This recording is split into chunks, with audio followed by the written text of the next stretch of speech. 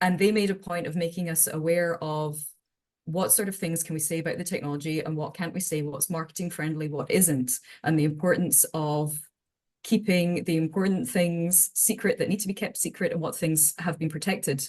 And I was curious about, okay, so what does this actually look like? And as I researched more, I learned more about the world of patents.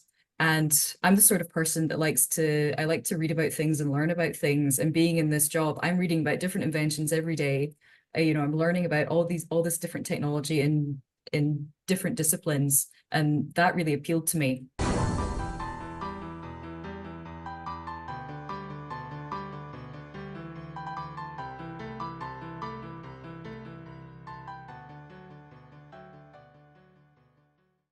My guest this week is Rachael Storry, who is a Canadian patent agent. Rachael has a master's and a PhD in electronic and electrical engineering from the University of Strathclyde. Rachael, welcome to STEM with Mr. N. Thank you very much. I'm delighted to be here talking to you. And it's a pleasure to have you on. So can we just start off with, what is a patent agent? Absolutely. So my job is to interact with inventors, be that a large corporation that has a research and development department, or individual inventors that have come up with an idea or a product and they want to protect their idea.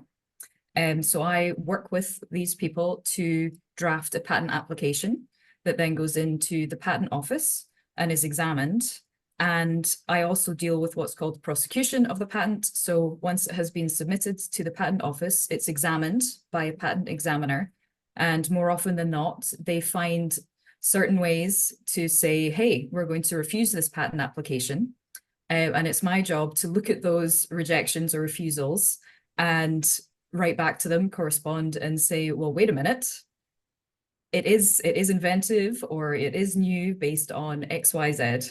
So I'm there to be that liaison between the patent office and the inventor. And what actually is a patent? Why would somebody be applying for one of these? So a patent is essentially a bargain between the inventor and the government to basically say, hey, by disclosing what my invention is, you're going to grant me a limited term where I can prevent other people from benefiting from my invention. So making, using, or selling that invention. And is that something that inventors really must have when they're coming up with ideas, is that they need to go and get it patented? So it's not essential. You don't absolutely have to have that, but it is a good idea.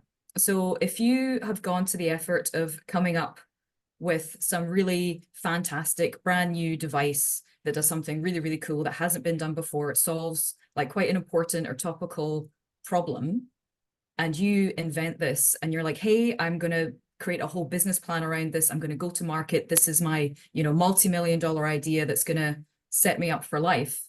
And then after 2 or 3 months, you realize, oh, wait a minute, these other people are doing it, whether it's a small corporation or a big corporation. And if you don't have a patent or have taken those steps to protect what your idea is, then there's no way that you can go after them for infringement. So you can't stop them from benefiting from that idea. And it's really great you're able to provide that insight for any children or young people that are watching this who are maybe interested in becoming inventors, so they know that protecting their invention is important. And I'd obviously started off there in the introduction saying about your qualifications in electronic and electrical engineering. But could you just explain what electronic and electrical engineering is and what that involves? Absolutely. So I got my qualifications from the University of Strathclyde. And while I was there, we started off with some really quite broad spectrum subjects to begin with, looking at electrical and electronic circuits. So what are the components that you can build circuits out of? What are their properties? And what do you need to think about when you're, say you wanted to build a simple light sensor circuit? What components do you need? If you're thinking about changing the sensitivity of that light sensor, what do the resistors have to be, and those sorts of things. So we covered those basic fundamentals. And as we progressed, more specialized subjects came into play. So there was some some learning about communication systems, because that comes under the remit of electrical engineering as well. So how do cellular communication systems work, for example, even some elements of encryption, how to protect things that are transmitted, as well as power systems engineering. So I went on to specialize in power systems engineering. My PhD focused heavily on power systems. So that's, the electricity network that supplies our homes and businesses, where energy comes from. And we also had elements of programming. It's, I think, far more topical now when you consider how prevalent AI has become. Coding and software has become such an integral part of life everywhere. So that was an element that was in our courses as well. And there were some hints and different things said in there that maybe answer, in a way, part of this next question. But with those qualifications in electronic and electrical engineering, what sort of career options does that open up for you? There are a lot of career options available. So, I know people from university that have gone into the automotive industries and transportation sectors. So even, rail, for example, people who have gone into project management and various different types of industries, be it construction, civil engineering that looks at, sort of road management or those kind of high impact infrastructure industries, accounting, actuarial. So by going through an engineering course, you're very much proved in numeracy, because we are a very, very mathematics focused course qualification program. So you can go into any of those sort of financial related sectors, and other classic engineering industries. I started off in a smart grid firm dealing with technologies to assist the power sector. There were a lot of people, again, from my course background, that went into the energy generation companies, transmission and distribution of electricity companies. So there is a lot available. It certainly sounds like there's a lot of available there. And does that qualification help you in any way as a patent agent? Absolutely. So you mentioned before, I'm a Canadian patent agent. That's because I live in Canada now. So for the Canadian qualification process, you need to have some sort of technical background for entering into the career, because you're dealing with inventors and you need to have at least some technical understanding to know what it is they're talking about, and to know enough about what their invention is so that you can also look at other products and other patents that are out there and discern the differences between them. So there is some need for your qualifications there. So anyone that's looking to become a patent agent, whether that's in the UK or Canada or wherever, you'll need to look into exactly what qualifications are needed. But do you reckon, or do you know that, is it always going to be like that sort of STEM focused technical background that they will be looking for? Absolutely. Before coming on to talk with you today, I did have a look at the UK requirements for the firm I work for, because the firm I work for is based in the UK, although we do have different locations around the world. And looking at the UK requirements that they have, they do list STEM degrees as a requirement for getting into their graduate program. And it can be anything. Sure, I'm from an engineering background, but chemistry, biology, pharmaceuticals, they're just as important. Mechanical engineering, from the software and system side of things, all of those technical and science-based backgrounds are all eligible for getting into this profession. That's amazing, because when you'd first contacted me about doing this interview, I'd never thought about patent agents and obviously the direct link to STEM, despite, of course, Albert Einstein having worked in a patent office. So there is that connection there through history anyway. But I hadn't realised that it was so STEM focused on getting into that field. So it's great that you've been able to share and talk about that. But why did you decide to leave doing the electronic and electrical engineering on the power grid side of things and move into the patent side of things?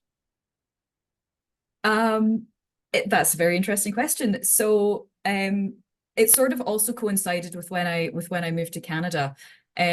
I very much enjoyed my time working in engineering. As I said, I was at a smart grid technology firm, and I was on the consultancy and analysis side of things. So I did a lot of modeling work, which I very much enjoyed. When I moved to Canada, I was working in an engineering firm, but the work that they did didn't quite align very well to my experience and what I had been doing. And while I was looking around for, what other opportunities are available, is there anything that's more in line with what I have been doing? I did come across a posting for a trainee patent agent with an electrical background. And it is a profession that I had been aware of with leaving university and getting into that smart grid technology company. They had been a spin out from the university, so I knew about them while I was doing my PhD research and everything.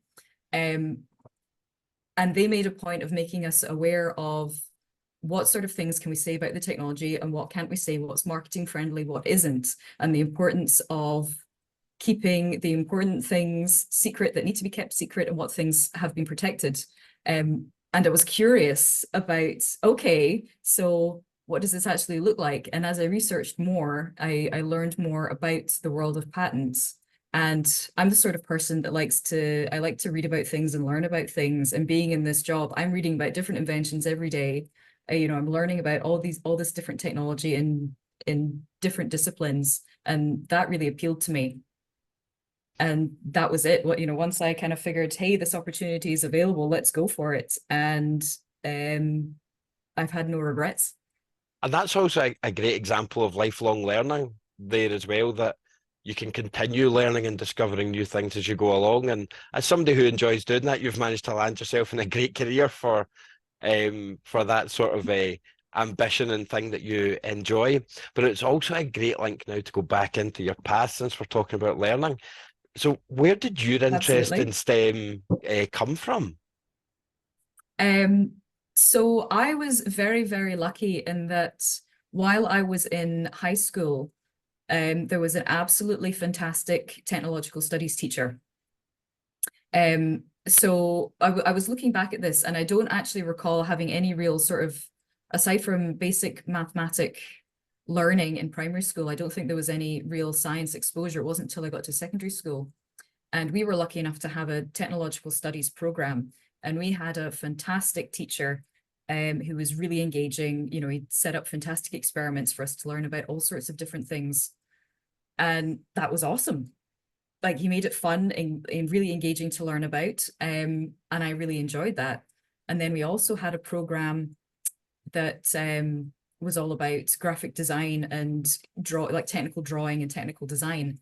And that was led by a female technologist. And I thought, hey, well, that's exciting. Here's someone who looks like me who's teaching this and is in this field. That's pretty awesome. And so between the two of those, that really fired me up. And I really took into account, what their backgrounds were, what I learned from them when I was going through the university selection process. And it's great to hear there a combination of enjoying the subject matter because of how it was taught, but then also seeing somebody that looks like you and having that sort of role model to look to. Now, from my understanding, engineering in general is very low down in terms of having females involved in engineering. Is that the case as well on the electronic and electrical engineering side of things? Yes. I think if I'm remembering correctly, I think in my course the female population was about 10%, which isn't great, but it also wasn't terrible, because I think if I remember correctly, the year after me, there was maybe only one or two women in the whole out of the whole year. So it's not great, but it is getting better. There are a lot of programs trying to encourage young women into STEM. There are scholarship programs available and whatnot. So they are trying, and representation, I feel, is a big factor in that. If you're able to show that women work in these fields, it is an accessible career option. More young women will hopefully think about it as a viable career option for them. And since being a patent agent involves having that STEM qualification, and we're just talking about the lesser number of females that are getting involved in STEM qualifications in some fields, because the biological sciences generally do very well with females. But does that also translate then over into the patent offices that the agents tend to be male? Like you said, for the more engineering focused disciplines like mechanical and electrical, the representation isn't fantastic. We do exist because I am one, but there's not a lot of us. You're quite right in saying that on what we term the life sciences side of things, the chemistry, biology, pharmaceutical focus side of things, there tends to be a better female representation in the profession. But transferring into the patent agency with that need for the STEM background, are there a lot of women represented in working in the patent world? In the patent world, generally, without going into the disciplines, yes, there is generally a good gender split there. And you've mentioned about that role model from school that you saw when you got to see a woman and you thought, this is somebody that looks like me. Have you got any other STEM heroes that you've looked up to? Growing up, honestly, not really, because I didn't focus too much on what are other people doing. And that's maybe a little too insular. I mean, today in my everyday life, I get those little bits of inspiration from the different people that I work with. Very much so the smaller inventors or smaller companies, or even the single inventors, because these are people that do have a vision and their passion to try and do something. And I'm not a creative type, but I do get a little bit of inspiration and a little spark seeing these people really push for what they believe in and what they're passionate about. And on the one hand, you could say, like as you just mentioned there, that you weren't paying attention to what other people were doing, which is quite insular. But also it means that you're not looking about going, oh, there's a lot of men doing that, so I'm not going to. You're like, this is what I'm interested in. This is what I'm going to go and do. And Yes. and you're a perfect example of the success that does come from that, finding something you're interested in and pursuing it. Which brings us nicely round to what tends to be the final question of my interviews, which is, do you have any advice for children and young people out there who may be interested in STEM but aren't quite sure what they can do with it or where they can go in the world with it? Honestly, it's just to have a go and try. I feel like there are so many kids there that think, oh no, I can't do maths. Oh no, I can't do this. I'm not good at that. But really, everybody is good at these things. They just need to figure out what's the best way for them to learn what these things are. Or maybe that's more for the teachers to figure out what's the best way to communicate this to the individual students. But everybody has the capability, and just because they might not have done it before, or some things look a little bit complicated, it's no reason not to try, because everything can be broken down and simplified, and you just got to take it one step at a time. If I can do it, anyone can do it.